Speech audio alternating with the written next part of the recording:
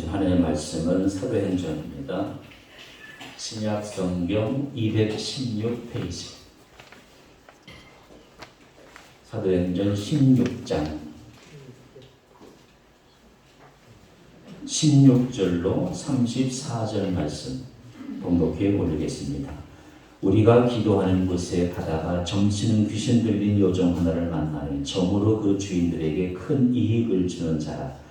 그가 바울과 우리를 따라와 소리질러 이르되 이 사람들은 지극히 높은 하나님의 종으로서 구원의 길을 너희에게 전하는 자라 하며 이같이 여러 날을 하는지라. 바울이 심히 괴로워하여 돌이켜 그 귀신에게 이르되 예수 그리스도의 이름으로 내가 내게 명하노니 그에게서 나오라 하니 귀신이 즉시 나오니라.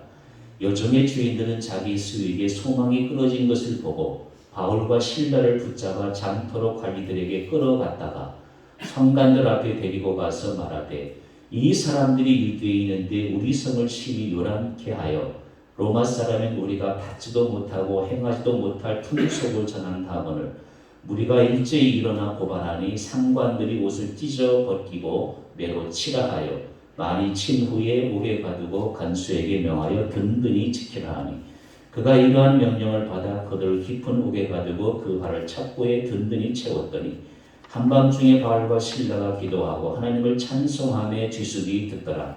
이에 갑자기 큰 지진이 나서 옥터가 움직이고 문이 곧 다 열리며 모든 사람의 매인 것이 다 벗어진지라. 간수가 자다가 깨어 옥문들이 열린 것을 보고 죄수들이 도망한 줄 생각하고 칼을 빼어 자결하려 하거늘 바울이 크게 소리질러 이르되 내 몸을 상하지 말라. 우리가 다 여기 있노라 하니 간수가 등불을 달라고 하며 뛰어 들어가 무서워 떨며 바울과 실라 앞에 엎드리고 그들을 데리고 나가 이르되 선생들이여 내가 어떻게 하여야 구원을 받으리이까 하거늘 이르되 주 예수를 믿으라. 그리하면 너와 내 집이 구원을 받으리라 하고 주의 말씀을 그 사람과 그 집에 있는 모든 사람에게 전하더라. 그 밤 그 시각에 간수가 그들을 데려다가 그 맞은 자를 씻어주고 자기와 그 온 가족이 다 세례를 받은 후 그들을 데리고 자기 집에 올라가서 음식을 차려주고 그와 온 집안이 하나님을 믿음으로 크게 기뻐하니라. 아멘.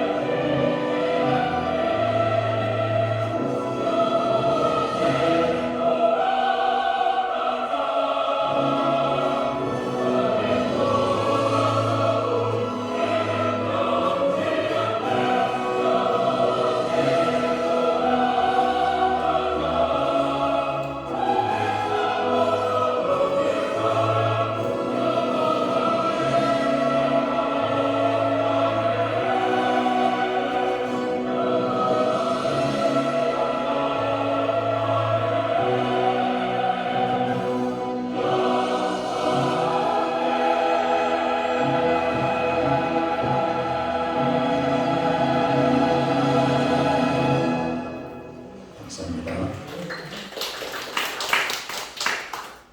교회 소식 알려드리겠습니다.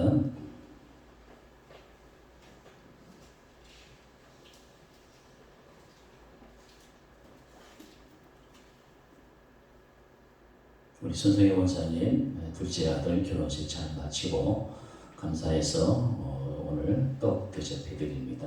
한 사람씩 떡을 가져가시면 되겠습니다. 다니엘 기도회 12월 21일까지 잘 준비하시고, 세상 모든 일이 그렇더라고요. 준비한 것만큼 하나님이 은혜 주시니까, 준비한 것만큼 세상 것을 얻을 수 있으니까 올 한 해만 잘 준비해가지고, 여러 가지로 어려운 시대잖아요. 다니엘 기도회 통해서 많은 은혜 받으시기 바랍니다. 네팔 제4교회 위해서 우리가 계속해서 준비하고 있습니다. 내년에는 세울 수 있을 것 같습니다.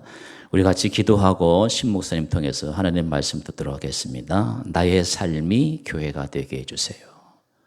교회 건물이 중요하지 않아요. 교인들 한 사람 한 사람이 교회가 되면 자동으로 전도가 되네요. 두 번째, 자녀들이 믿음의 가정을 이루게 하여 주옵소서. 믿음의 가정만큼 건강한 가정, 또 하나님의 은혜를 받는 가정을 본 적이 없어요. 여러분의 자녀들의 가정이 꼭 믿음의 가정을 이루게 해달라고. 다니엘 기도회 통해서 부흥케 하옵소서. 한국 교회가 각 교단마다 지금 10만, 20만, 전체적으로 100만 가까이 이렇게 코로나 시대에 교인 수가 줄어들고 있어요. 지난주에도 말씀드렸습니다만 중요한 것이기 때문에 계속해서 말씀을 드려요. 초대교회는 이제 1세기부터 이제 5세기 정도, 2, 3세기, 짧게는 2, 3세기 정도, 그렇게 이제 초대교회라고 그래요. 성화, 그림을 통해서 전도를 했어요. 그 성화들이 이제 아주 많아요. 그 다음에 종교개혁 시대들은 이제 성경을 각 나라 말로 이제 번역하기 시작했어요. 인쇄술이 발달해가지고 성경을 보급하면서 이제 그 당시까지만 해도 신분들만 성경을 읽을 수 있었어요. 그래서 성경을 보급하면서 이제 전도가 확장이 되었어요. 그리고 20세기에는 텔레비전, 그리고 이제 오늘 21세기에는 인터넷, 여러분 유튜브죠. 어제 카카오가 여기 판교의 데이터 센터에서 불이 났죠. 화재가 났죠. 아직도 카카오 안 되죠. 카톡 안 되죠. 일부는 되는데 아직 완전히 보고가 안 됐다고 해요. 그래서 이렇게 과학시대 때에도 언제 어떤 일이 일어날지 몰라요. 그래서 과학은 믿을 만한 게 못 돼요. 하나님만 믿을 수 있어요. 그래서 우리가 이렇게 주일날 예배 드리는 거예요. 그래서 전도의 도구가 다양해요. 그래서 이 21세기는 그래서 이 다니엘 기도회가 교파 교단을 초월해가지고 전국에 이렇게 다니엘 기도회가 21일 했죠. 그래서 이제 21일간 집중적으로 기도하는, 한 해 동안 한 해를 잘 마무리하고 또 다가오는 새해를 준비하는 그러한 준비의 기도회가 될 수 있을 거예요. 그렇게 위해서 내 삶이 내가 교회되게 해달라고, 우리 자녀들이 믿음의 가정을 이루게 해달라고, 그리고 다니엘 기도를 통해서 한국 교회가 다시 새로워지도록 우리 같이 기도드리겠습니다.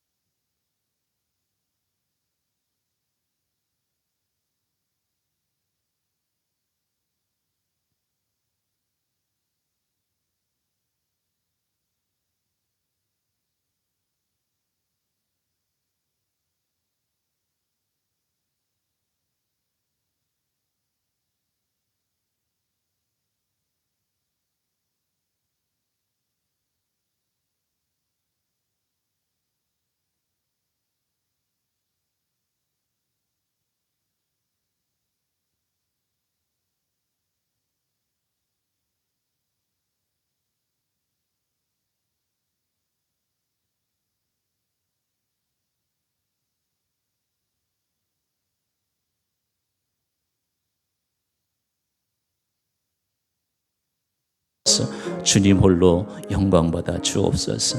아버지 하나님, 은혜를 감사합니다. 우리 함께 모여서 이렇게 귀한 시간에 예배에 집중적으로 한 몫으로 기도하게 하여 주시오니 감사합니다.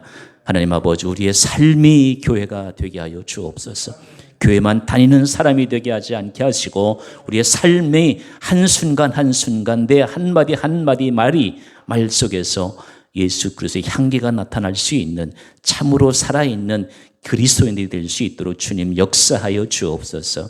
하나님, 우리의 자녀들이 하나님 귀한 믿음의 가정을 이룰 수 있도록 역사하여 주옵소서. 포기하지 않게 하시고, 부모 이기는 자녀 이기는 부모가 없다고 하였습니다. 자녀들에게 질질 끌려가는 그러한 삶이 아니라 내가 기도의 기독군이 되어가지고 살아있는 교회가 되게 하여 주어서 우리 자녀들이 부모의 믿음을 보고 신앙 성장을 보면서 귀한 믿음의 자녀의 가정을 이룰 수 있도록 크신 은혜와 복을 내려 주옵소서. 이 땅에 다니엘 기도를 허락하심을 감사합니다. 하나님 아버지, 유튜브가 온 세계의 복음 전도의 도구가 되어 있습니다. 하나님 아버지, 11월 1일부터 펼쳐지는 21일까지의 기도회를 통해서 한국 교회가 새로워지게 하시고, 먼저 내가 은혜로 충만케 하여 주셔서 은혜 받는 시간이 되게 하시고, 그래서 올해로 승리로 마무리하게 하시고 다가오는 새해도 하나님 멋있는 한 해가 될 수 있도록 주님 붙들어 주옵소서. 한국 교회의 다니엘 교회를 축복하시고 하나님 홀로 영광 받아 주옵소서. 이제 주의 말씀 듣게 싸운 우리의 마음을 가난하게 하시고 예수 그리스도의 보혈로 깨끗이 씻어 주셔서 오직 주의 말씀만 들을 수 있는 거룩한 시간 낼 수 있도록 도와주옵소서. 예수님의 이름으로 간절히 기도드리옵나이다. 아멘.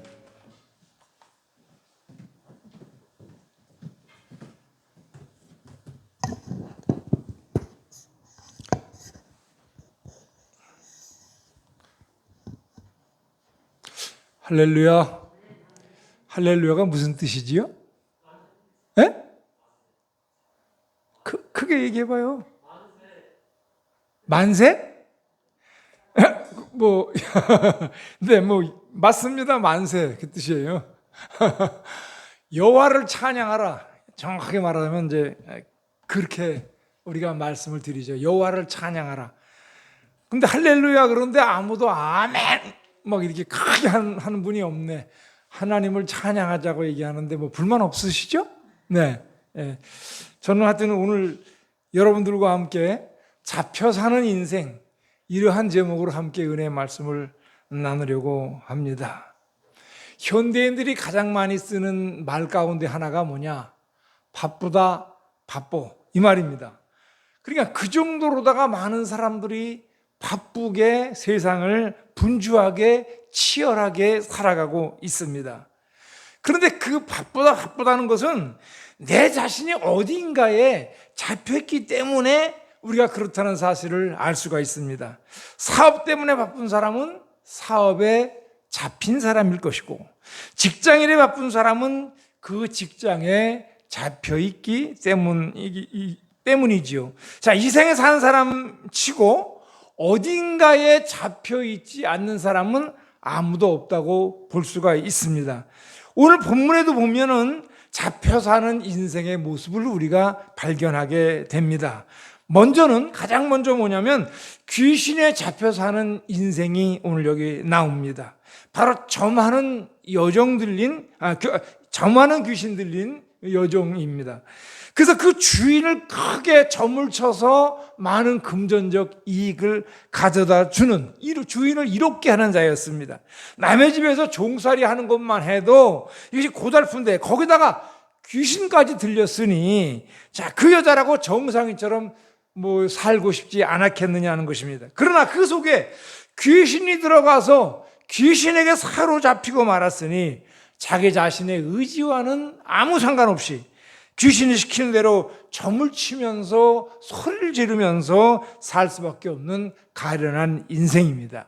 오늘 첫 번째는 뭐냐? 귀신에 잡혀 사는 인생. 두 번째, 그 다음에는 물욕에 잡혀 사는 인생이 나옵니다. 바로 점하는 여종을 거느린 주인과 같은 사람이지요. 귀신 들려서 고생하는 여종이 깨끗하게 고침받았으면 감사해야 하는 것이 당연한 일 아니겠어요? 그런데 감사하고 고마워하기에는 그것은 고사하고, 예수 그리스도 이름으로 고쳐준 바울과 실라를 잡아다가 관원들에게 넘겨서 급기야는 감옥에 가두도록 했으니 그는 물욕에 잡힌 사람이 아니고 무엇이겠느냐라고 하는 것입니다. 또 그 다음에 또 한 부류의 사람이 있는데 편견에 잡혀 사는 인생입니다. 바울을 재판한 이 관리와 같은 사람입니다. 동서고금을 막론하고 관리라고 하는 것은 공정해야 합니다. 공평해야 돼요. 어느 누구의 편을 특별히 들어주면 안 된다라고 하는 것이죠. 그런데 이 공정해야 할 관리가 바울의 이야기는 듣지 아니하고 이 그 귀신 들렸던 여종 그 주인의 말만 듣고 그리고 바울과 실라를 잡아다가 옷을 찢어 벗기고 매를 치고 그리고 감옥에 집어넣는 행위는 분명 한쪽에만 치우치는 편견에 잡혀 사는 인생이 오늘 인생이라는 사실을 우리가 알 수가 있지요. 뭐 그뿐이겠어요? 야곱 같은 경우는 어머니의 치마폭에 잡혀 살았고 가룟 유다는 탐욕에 잡혀 살았고 오늘 우리도 뭔가에 잡혀 삽니다. 그것도 한두 가지가 아니에요. 여러 가지에 잡혀 살잖아요. 사람은 어딘가 하여튼 무언가에 잡혀서 살아갑니다. 그런데 어떤 사람은 바둑에 제가 최근에 만난 사람인데 바둑에 아마 7단이래. 그분 만났는데 하여튼 처음부터 끝까지 계속 바둑 얘기만 하는 거예요. 그래서 내가 아니 그 바둑 말고 우리 다른 얘기 좀 하자. 그러니까 그분이 얘기를 계속 해서 내가 지금 당신은 나하고 대화하자는 거냐? 그렇대.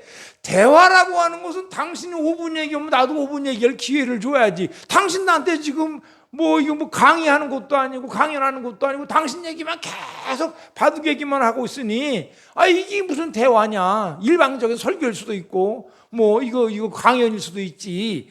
제가 그 얘기를 하면서 나도 얘기 좀 하자 이래가면서 당신 혹시 예수 믿냐 그랬더니 안 믿는다 그러더라고요. 그렇지 내가 그랬어요. 당신 바둑에 잡혀 사는 사람이다 내가 그랬어요. 거기서 빨리 제발 좀 놓여 나와라라고 얘기했어요.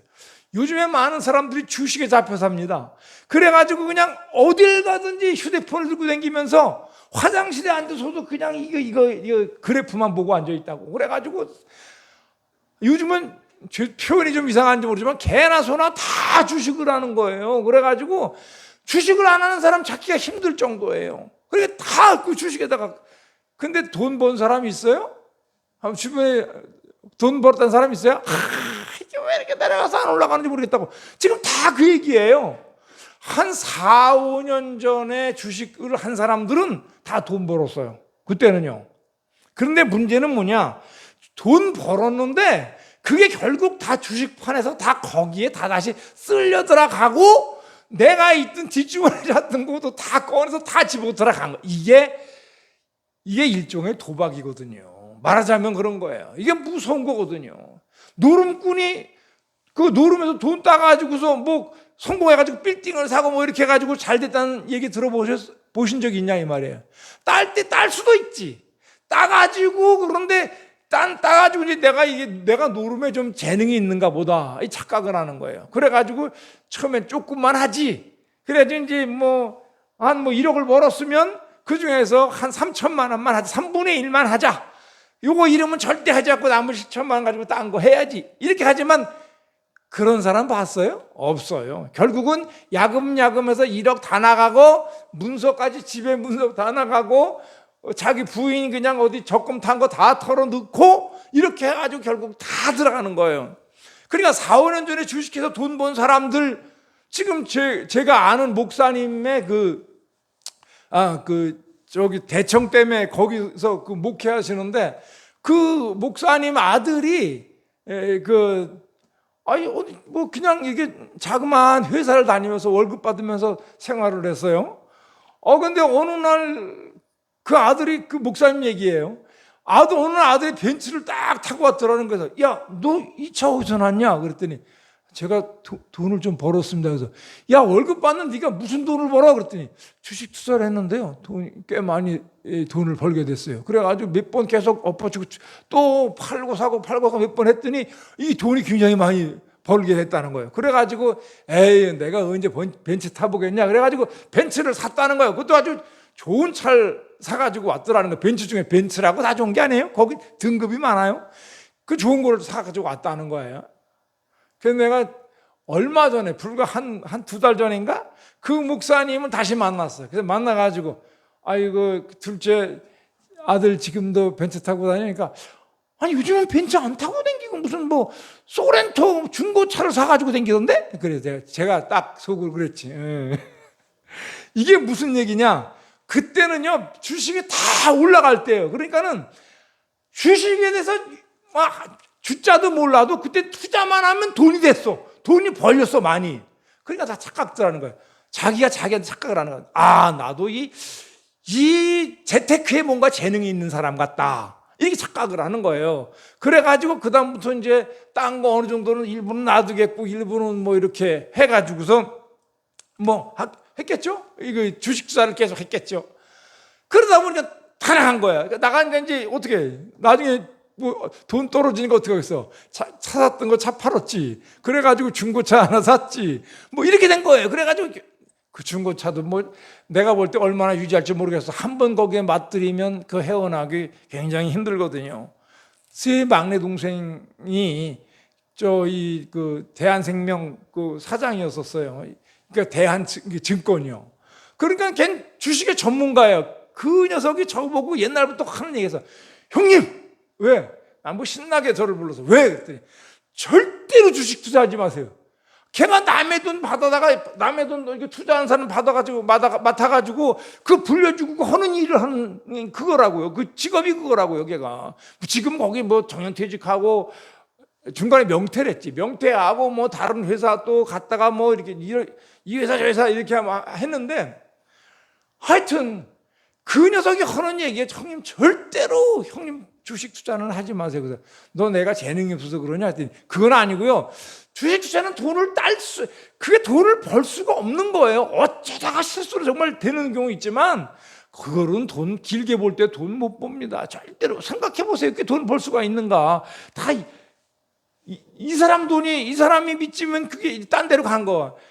그래서 개미라 그러잖아요. 작은 소액 투자자들을 갖다가. 그렇게 해가지고 그게 어디론가 큰 데로 가는 거예요. 그러니까 그건 절대로 하시면 안 돼요. 이게 주식하는 분들한테 제가 이 얘기하면 굉장히 저를 싫어하고 미워하더라고. 주식 투자하지 말라 그러면 굉장히 미워하더라고요. 저도 저를 잘 안 만나려 그래. 만나면 내가, 아직도 주식 투자해? 벌었어? 그러면 할 말이 없잖아, 자기도. 그러니까 이래가지고 안 만나려 그러더라고. 제가 오늘 주식 얘기를 좀 많이 했는데, 자, 오늘 그러니까 그 사람 주식에 잡혀 사는 사람들이 굉장히 많다는 것이죠. 여러분에게 질문을 이쯤 해서 한번 던지고 싶어요. 여러분은 무엇에, 어디에 잡혀서 살고 있는지 저는 묻고 싶습니다. 어느 하나라도 내가 뭔가 잘못된 것에 사로잡혀 살고 있다고 한다면 빨리 벗어나야 됩니다. 제가 아는 분한테 제가 그랬어요. 주식 투자했는데 뭐 지금 뭐 바닥이야. 그래서 바닥? 지하도 있어. 내가 그랬어요. 지하 1층도 있고 2층도 있고 3층도 있고 바닥이 끝인 줄 알아? 그 아래로 계속 내려가는데, 그랬더니 진짜야. 나 지금 한 7층쯤 내려와 있는 것 같아, 지하로. 이러더라고요. 그러더니 그럼 빨리 팔어. 지금 이러니까 안 판대. 그러면 안 놔둔다는 거야. 그래, 그 어느 정도 본전 정도 되면 다시 팔겠다 그러더라고. 본전 생각이 나가지고. 그런데 그게 될까요? 안 돼요. 안 됩니다. 예. 자, 하여튼. 그런데 문제는 여기 있어요. 바울도 잡혀서 하는 인생이 되고 말았습니다. 근데 앞에 열거한, 제가 열거했던 어떤 탐욕이나 이런 것에가 아니라, 오늘 그는 어디에, 무엇에 잡혀 사는 인생인지 우리가 같이 한번 살펴보는 가운데 저는 은혜를 나누려고 하는 겁니다. 첫 번째로, 바울은 성령에 사로잡혀 산 사람이었습니다. 사실 바울이 빌립보에 오지 않았더라면 이런 수모는 당하지 않아도 됐을 것입니다. 그런데 여기 그 빌립보에 오게 된 것이 자기 자신의 뜻이 아니라는 겁니다. 자의가 아니라는 거예요. 그는 원래 아시아로 전도 여행을 떠나려고 그 생각을 하고 있었고, 또 거기에 대해서 그렇게 많은 준비를 하고 있었습니다. 그런데 앞에 6절 이하에 보게 되지만 성령께서 아시아로 가려는 바울을 못 가게 막으시고 9절 이하에 보게 되면 마게도냐 땅으로 가도록 인도하셨다는 사실을 알 수가 있습니다. 그러니까 성령께서 바울을 여기 어디에? 빌립보로 인도하셨기 때문에 그는 거기에 오게 됐다는 것입니다. 여러분, 내 계획이 아무리 좋고 훌륭해도 성령께서 아니라고 하시면 포기할 줄 알아야 됩니다. 이게 또 쉽지가 않지. 쉬우면 누구나 다 하게. 근데 쉽지가 않아 또 그 포기한다는 것이. 그러니까 내 생각 가지고 하나님이 목사님이 어느 날 강단에서 설교를 하시면서 그랬어요. 우리 교회에 좀 건축원금이 좀 필요합니다. 아니면 혹은 우리 교회에서 차량이 한 대 필요합니다. 여러분들 좀 헌금을 좀 해주세요. 우리 한번 기도하고, 자, 우리 기도 한번 하고, 우리 한번 많든지 적든지 우리 한번 작정을 한번 해봅시다. 이렇게 만약에 목사님이 하셨대, 예를 듣는 거예요. 그게 막 기도하니까 마음이 뜨거워지는 거야. 그래. 차가 뭐 한 6천만 원 간다는데, 내가 우리 교회 나 혼자 다 내면 또 다른 교인들은 무시한다 그럴 테니까 내가 500만 원만 내지. 그게 딱 마음속에 딱 작정을 한 거예요. 기도하는 중에 기도하다가 그래 이제 기도회가 끝나고 집에 돌아가면서 생각하니까 가만히 있어봐. 내가 지금 500만 원을 주식 투자를 해도 이게 부족한데 이게 그 돈도 부족한데 내가 500만 원을 다 해? 200만 원만 하자. 이제 500이 200만 원을 줄었어. 그 집에 가서 누워 앉아가지고 밥을 먹다 가만히 생각하니까 가면서 200만 원? 내가 무슨 200만 원씩 해? 우리 교인이 몇 명인데 나 혼자 그걸로 200만 원 할 게 뭐 있어? 30만 원만 하자. 이렇게 된 거예요. 자, 맨 처음에 가진 생각이 누구 생각? 기도 중에 마음이 뜨거워져서 한 생각이 누구 생각? 성령의 생각이에요. 그게 성령의 지시라니까. 너 500 해라. 너 할 수 있잖니. 그 얘기예요. 제가 돈 얘기해서 죄송합니다. 하여튼 근데 그 얘기를 제가 하려는 게 목적이 그 뜻이 아니에요. 그런데 집에 가면서 내가 무슨 500을 해? 200 정도만 하지. 이건 누구 생각? 그러니까 이거는 자기 생각이야. 그 집에 가서 밥을 먹다 생각하니까 30만만 하지. 무슨 내가 200만 원을 해? 누구 생각? 누가 준 생각? 다 아시는데 말씀들을 안 하시네. 마귀가 준 생각이지. 그거는 내 생각을 빼앗아 한 거 자꾸 끌어내리는 거야, 이 금액을.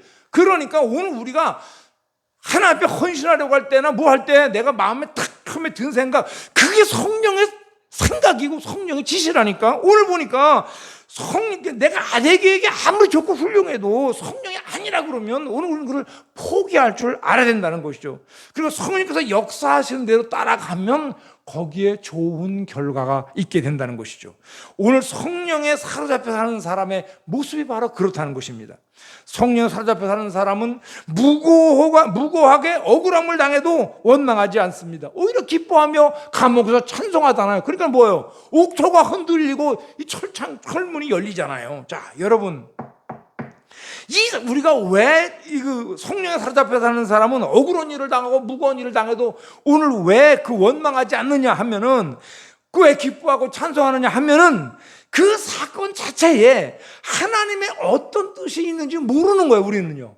그 일을 통해서. 그러니까 우리 여러 가지로 그 얘기를 할 수가 있어요. 제가 자꾸 이 나이 들면서 금방 무슨 얘기를 하려고 하는데 금방 잊어버려. 돌아서면 잊어버려. 그러니까 얘기를 이어가지는 못해. 저도 지금 아주 굉장한 생각이 떠올랐는데 이게 딱 지금 그 말을 하는 순간에 잊어버린 거예요. 제가 지금 그 정도가 돼버렸어요. 이게 요즘 아주 저만 그러겠어요? 여러분도 다 그러시지? 다 그 경험 다 있으시잖아요. 빙글빙글 웃고 있는 거 보니까 다 그런 경험이 있는 거예요. 어떤 사람이 얼마 전, 몇 년 전만 해도 유머가 그런 유머가 있다고. 자동차 열쇠고리 여기다 손가락을 넣어가지고 돌리면서 이제 어디 가려고 계단을 내려가는 거야. 차가 저 아래 세워져 있는데. 돌리면 내려가다 생각하니까 중간에서 이걸 돌리다가 잘못해가지고 이게 열쇠가 툭 빠져나가가지고 계단 중간에서 딱 떨어져 버렸네? 아이고! 그래가지고 이렇게 해가지고 열쇠를 딱 주셨어. 딱 죽구나 생각하니까 가만히 있어봐. 내가 지금 내려가던 중이었냐? 올라가던 중이었냐?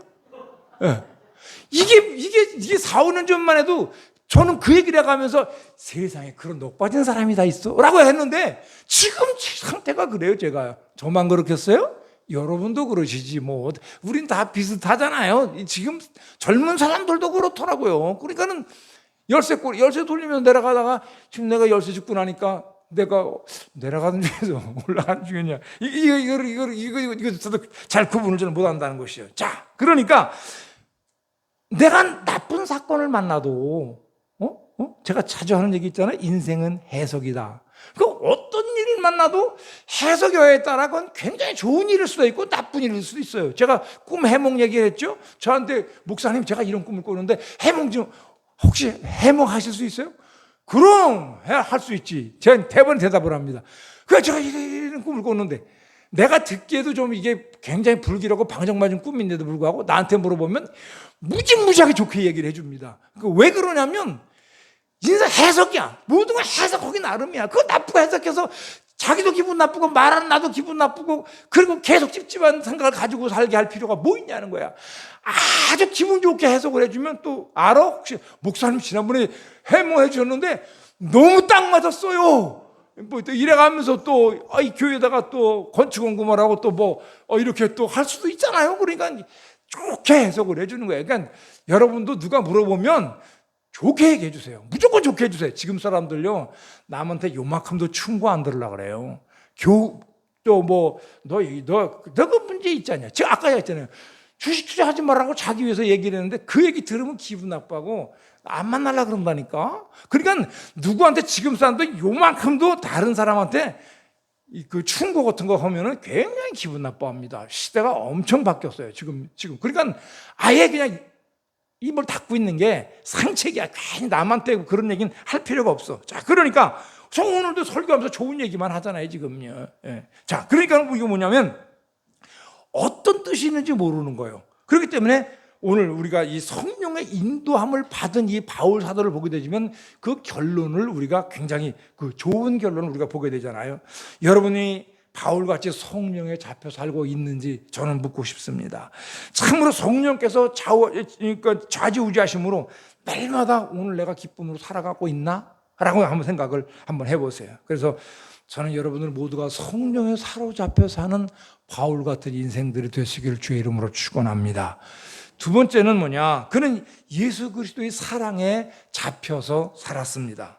바울이 성령의 이끌림 받아서 이 빌립보 거리 들어섰을 때 귀신 들려 점치는 여자를 발견했습니다. 근데 또 점만 치는 게 아니라 쫓아오면서 내가 이 사람들 누군지 아노니 이래가면서 복음 증거하는 것을 방해해. 이 마귀가요 얼마나 영악하고 얼마나 지혜로운지 몰라요. 이 마귀의 또 부지런함, 마귀처럼 부지런한 존재가 없어요. 마귀는 엄청 부지런해. 그러니까 잠도 안 자 이놈은. 그래가지고 하여튼 누구를 망가뜨리는 일에는 아주 그냥 이 밤낮 없이 움직이고 굉장히 부지런하게 움직입니다. 그러니까 오늘 그들이 가만 놔두면 가면서 복음을 전할 테니까 복음을 전하지 못하기 위해서 내가 이 사람들 누군지 아노니 위들은 하나님이 보낸 자 이런 그 말이야 그럴듯하잖아요. 그 말 맞잖아요. 맞지? 맞는데 그 맞는 게 다가 아니라니까.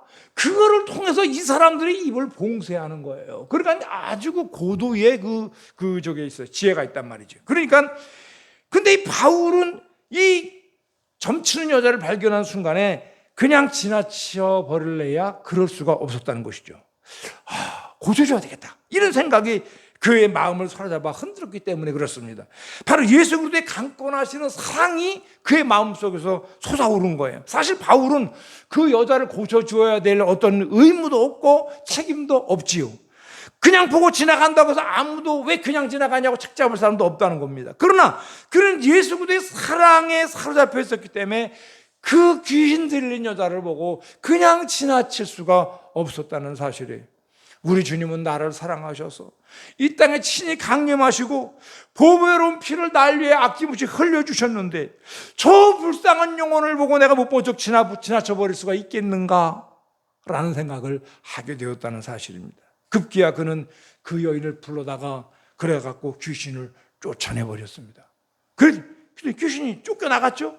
그러니까 제가 그 관련 얘기를 하려면 아주 간증도 많고 굉장히 많아요. 근데 자칫 그럴까 봐 내가 그거는 그냥 넘어가는데, 자, 오늘 이 여인을 괴롭히는 귀신을 쫓아내버렸는데 왜 그랬습니까? 예수 그리스도의 사랑 때문에 그렇습니다. 여러분, 바울 사도의 위대한 고백을 여러분 기억하십니까? 고린도후서 5장 14절을 보게 되면 그리스도의 사랑이 우리를 강권하시는 도다, 이렇게 고백을 하고 있어요. 그러니까 그는 40에 하나 가만매를 맞으면서도 복음을 증거하지 않을 수 없었던 것은 바로 이 그리스도의 사랑에 강권하신 때문에 그랬다는 겁니다. 그 영혼이 지옥 가는 게 너무나 불쌍한 거야. 저 영혼이 저렇게 살면 안 되겠기에 그 사람에게 자기가 불이익을 당해도 그는 그 말을 전하지 않으면 안 되는 거예요. 예수 믿는 사람은요, 성령에 충만한 사람의 특징이 뭔지 아십니까? 영혼 구원이라고 그랬잖아요. 전도라 그랬잖아요. 그 다른 사람의 영혼이 죽어가는 것을 볼 수가 없는 거예요. 그들은 참고, 그러니까 예수 믿는 사람들은 수다쟁이에요, 다. 너나 나나 할 것이 다 수다쟁이에요. 틈만 나면은 예수를 증거하고 싶어서 어쩔 줄 모르는 거예요. 이 속에서 이 사람은 지금 제가 말했처럼 바둑 얘기하고 있는데 나는 어떻게 예수 얘기를 할까를 생각만 계속 하고 있는 거고. 그러다 결국 이게 한번 터지기 시작하면 그러니까 사람들이 예수쟁이들은 말 잘해 그러죠. 말 잘하죠. 예수쟁이들 말 잘합니다. 날마다 듣고 보고 하는 게 그건데 뭐 왜 못하겠어요. 그러니까 예수쟁이들 말 잘하죠. 자, 그러니까 오늘 보니까 이 40에 하나 가만매를 맞고도 그는 그냥 복음을 증거하지 않고는 견딜 수가 없는 거야. 이 속이 절절 끓어 뜨거워서 견딜 수가 없는 거예요. 그러니까 이 불을 토해내야지만 속이 후련한 거지요. 자, 그가 손이 부르트도록 장막을 깁고 장가도 가지 아니하고 독사의 손가락이 물리면서도 예수 그리스도를 전하는 일에 그가 몰두할 수 있었던 것은 바로 그 사람 이 속에서 절절 끓는 그리스도에 대한 그 사랑의 강권하심이 있기 때문에 그랬다는 것입니다. 그가 도끼에 목이 잘려 죽어가면서도 로마의 성지순례 가면, 로마에 가면 한 전봇대만한, 그래가지고 한 높이나 이 정도 되나? 위에는 이렇게 동구스름하게 이렇게 깎아놓은 그런 게 있어요. 그리고 그 위에 가서 이렇게 찍힌 자국이 있어요.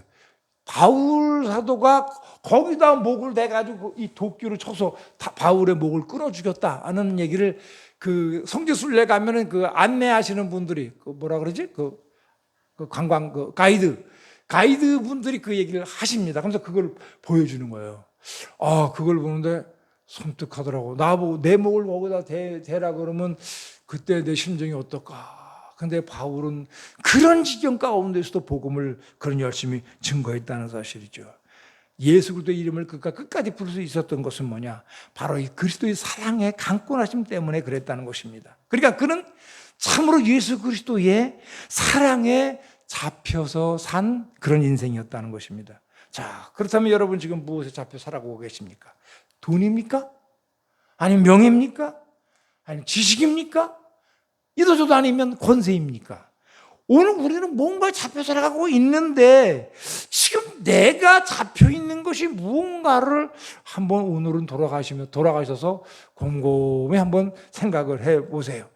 오늘 이 말씀을 듣는 여러분 모두가 다 사도 바울처럼 예수 그리스도의 사랑에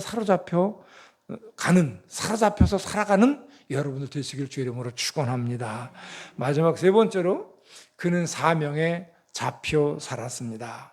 오늘 본문을 자세히 살펴보게 되면 사명에 잡혀 사는 사도 바울의 모습을 발견하게 됩니다.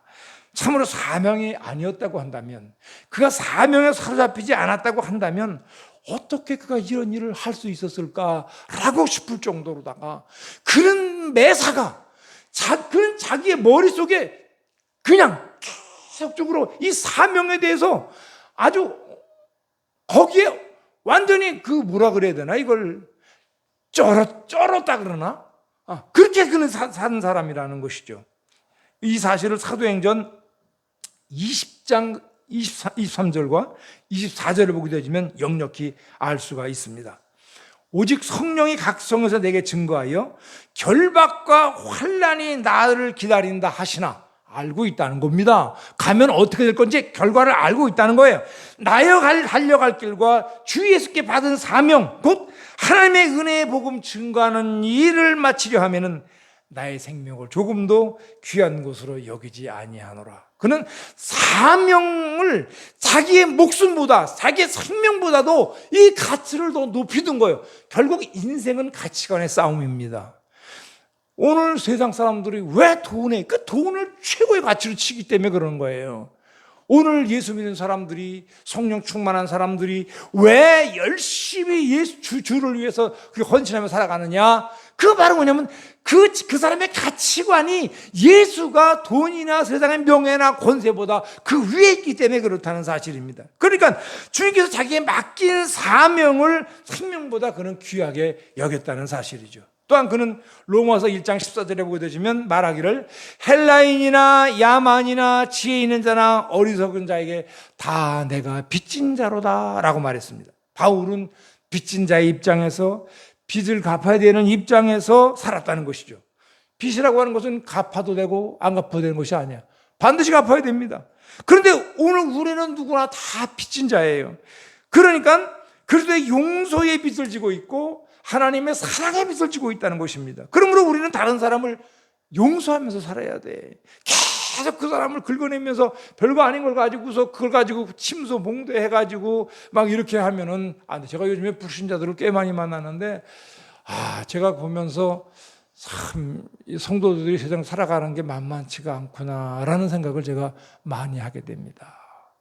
이 시기질투와 암투와 이 별거 아닌 거 가지고 막 그냥 뒤돌아서 이 사람 치고 저 사람 치고 이러는데 제가 그거 보면서 성도들 이렇게 어렵게 해서 번 돈을 가지고 하나님 앞에 드리고 헌금을 하는구나 하니까 제가 가슴이 막 뭉클하더라고요. 그래서 목사가 헌금을 귀한 줄 알아야 되겠다. 이게 정말 얼마나 힘들게 번 돈 중에 번 돈을 하나님께 드린 돈인가. 내가 이 돈을 잘못 쓰면 안 되겠다라고 하는 그런 청지기로서의 사명을 확실히 가져야 되겠다라는 생각을 제가 최근에 생각을 했었습니다. 그러니까 우리 다른 사람 용서하며 살아야 돼. 그 사람에 대해서 이러고 저러고 얘기할 필요 없어요. 제가 지난번에 한번 얘기했잖아요. 그 사람의 죄에 대해서 우리가 손가락질하고 얘기하고 흉보는 너는 그 사람보다 그거보다 더 큰 죄를 짓고 모르게 짓고 뭐 이러면서도 너는 더 큰 죄를 짓고 있지 않느냐. 그 죄는 안 지는지 몰라도. 그러니까 다른 사람의 죄에 대해서 간섭하지 마라. 너나 똑바로 살아라. 제대로 살아라. 제가 그런 얘기를 지난번에 한번 드린 적이 있습니다. 그러니까 다른 사람 그냥 용서의 대상으로 봐야 돼요. 그 사람을. 그러니까 우리도 씻지 못할 죄를 주님이 씻어주시고 용서해 주셨잖아요. 우리는 다른 사람을 사랑하면서 살아야 됩니다. 왜 그렇습니까? 도무지 사랑받을 조건이 요만큼도 없는데도 불구하고 주님의 무한한 사랑을 받았잖아요. 오늘 저와 여러분 모두가 다. 그러니까 주님의 사랑을 갚을 수 있는 방법은 뭐예요? 여러 가지가 있을 수 있겠지만은 주님이 가장 기뻐하는 방법으로 우리가 갚는 것이 가장 지혜로운 방법이 아니겠나 생각을 합니다. 주님이 가장 기뻐하는 방법이 무엇일까요? 마가복음 16장 15절. 너희는 온 천하에 다니며 그 다음에 너희는 온 천하에 다니며 만민에게 복음을 전파하라. 온 천하에 다니며 만민에게 복음을 전파하라는 거예요. 주님이 세상을 마지막으로 뜨시면서 제자들에게 하신 부탁이에요. 그래서 우리가 위임령, 대위임령, 그레이터 어쩌고 이런 얘기를 하거든요. 주님이 가시면서 남은 성도들에게, 제자들에게 마지막으로 하신 말씀이 이 말씀이에요. 그럼 마태복음 28장 19절 20절에 보게 되면 너희는 가서 모든 족속으로 제자를 삼아 아버지와 아들과 성령의 이름으로 세례를 주고 내가 너에게 분부한 모든 것을 가르쳐 지키게 하라. 이거예요. 그러니까 이 말씀이 주님의 마지막으로 하신 말씀이에요. 멸망하러 가는 인생, 지옥 불못으로 달려가면서도 큰 소리치며 사는 인생들에게 구원의 길을 제시하는 것보다 더 귀한 일은 없다는 것입니다. 아직까지도 복음을 받지도 듣지도 못한 이웃들에게 복음을 전하는 일, 지금 성도들도 복음 전도를 잘 안 합니다. 잘 안 하는 게 아니라 안 해. 아예 안 해. 거의 안 해도 아니야. 안 해. 이게 참 주님이 우리에게 주신 마지막 명령인데 이게 그런데 안 해. 자, 오늘 우리가 이웃에게 복음을, 주를 믿지 않는 사람들에게 복음을 증거하는 이 일이, 이것이 빚을 갚는 일이고 이것이 바로 사명에 잡혀 사는 사람이 마땅히 해야 될 바라는 사실입니다. 여러분, 무엇에 잡혀 사십니까? 귀신입니까? 물욕입니까? 편견입니까? 만약 그렇다면 그것은 불행한 인생입니다. 그러나 바울처럼 성령에 잡혀 살고 그리스도의 사랑에 잡혀 살고 그리고 사명에 잡혀 산다면 그것은, 그 사람은 행복한 인생이요 성공한 인생입니다. 세상에 우리 사람의 평생 가지고 일생이라고, 한 번 살다 가는 삶이라고 얘기를 하는데 후회 없는 삶을 살아야 할 것 아니겠는가? 그러면 뭐예요? 오늘 우리는 행복한 인생을 살아야지. 그러니까 성령에 사로잡혀서 살고 사랑에 사로잡혀 살고 그리고 우리가 사명에 사로잡혀 산다면 여러분 모두가 다 성공한 인생 될 수 있고 그리고 여러분이 행복한 인생이 될 수 있다는 사실입니다. 여러분 모두 다 이런 행복한 인생, 승리하는 인생 되시기를 주 이름으로 축원합니다. 다 같이 우리 한번 기도하겠습니다.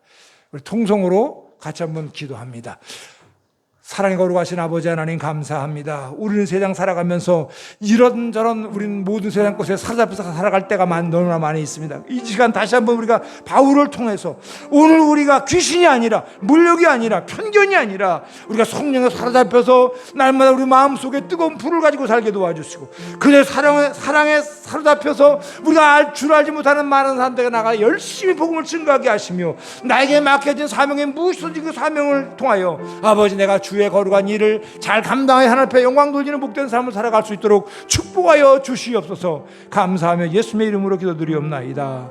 아멘.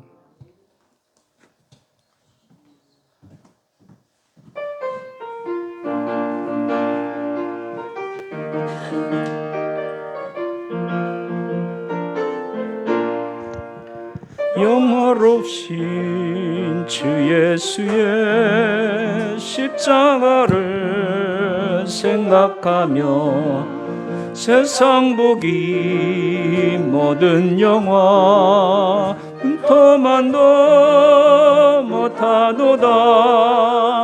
오 갈보리 오 갈보리 주 예수 나를 위하여 십자가에 못 박히신 보배로우신 나의 주 그 주께서 죽으실 때 성전이 장 찢어지요 구원의 길 여심으로 천국 기쁨 주셨도다. 오 갈보리 오 갈보리 주 예수 나를 위하여 십자가에 못 박히신 보배로우신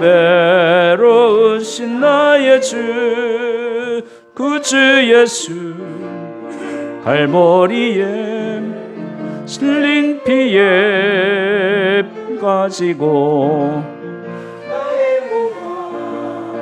영혼까지 구속하여 주셨도다. 오 갈보리 오 갈보리 나를 위하여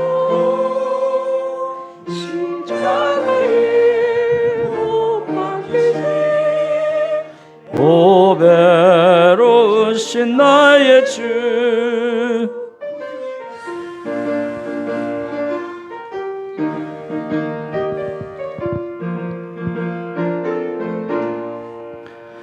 구주 예수 나를 위해 십자가에 죽었으니 그 사랑에 감격하여 이 몸 주께 드립니다.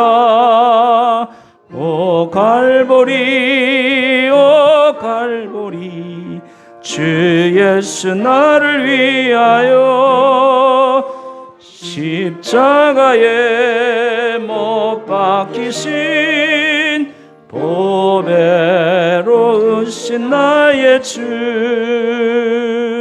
사랑의 아버지 하나님 감사합니다. 오늘도 건강하게 이렇게 주님의 몸된 성전에 나와서 주의 말씀 듣고 기도하는 삶을 살게 하시오니 감사합니다. 이 시간 우리에게 귀한 말씀을 주셨습니다. 사명을 위해 살아가는 인생이 됨을 다시 한번 깨닫게 해주시오니 감사합니다. 내가 충성을 다해서 내 인생을 열심히 살아가고 있습니다. 가족을 위한 사명을 충실히 감당하고 있습니다. 교회를 위한 사명을 장로와 권사와 집사의 직분을 잘 감당하고 있습니다. 또한 우리 조국을 향한 사명을 잘 감당하고 있습니다.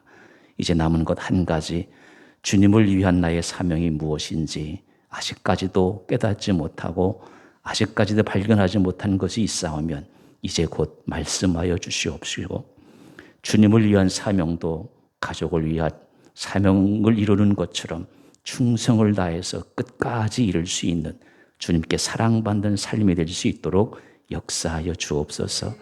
인생은 물질을 위해서 사는 것이 아니라 사명을 위해서 사는 것임을 다시 한번 깨닫고, 하나님 남은 생애 동안 주님께서 나에게 맡겨진 귀한 사명을 잘 감당할 수 있는, 이 시대를 건강하게 살아갈 수 있는 그리스도인들로 삼아 주옵소서. 우리 교우들 가정마다 복되게 하시고, 이 어려운 시대에 더욱더 지혜를 발휘해서 더욱더 깨어 기도하는 사람들 되게 하시고, 부지런하여 더욱더 분발해가지고 이 어려운 시기를 지혜롭게 헤쳐나갈 수 있는 지혜로운 성도들로 삼아 주옵소서. 창고마다 물질로 가득 채워주시고, 우리 교우들의 가정마다 믿음의 자녀들의 가정이 세워지게 하시고, 늘 기도할 적마다 응답받는 그런 아름다운 그리스도의 생이 될 수 있도록 오늘도 동행해 주옵시고, 남은 생에도 늘 동행하여 주옵소서. 거룩하신 예수님의 이름으로 간절히 기도드리옵나이다. 아멘. 같이 비전 선언하고 신목사님 축도로 예배 마치겠습니다. 전도합시다. 아름다운 말로 전도합시다. 우리 손과 발로 전도합시다. 기도로.